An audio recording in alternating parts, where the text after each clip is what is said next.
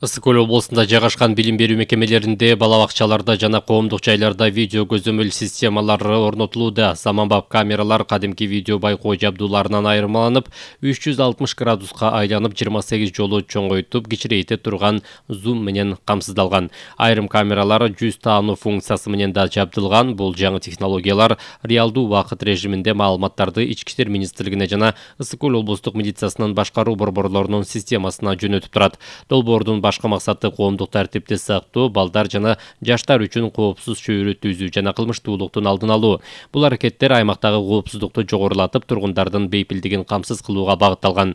Мындай кадамдар кылмышсыз, тынч жана коопсуз коомду түзүү жолундагы ишенимдүү баскыч. Президент Садыр Жапаров белгилегендей, өлкөнүн коопсуздугу өнүгүүнүн, билим берүүнүн, туризмдин жана инвестиция тартуунун башкы шарты.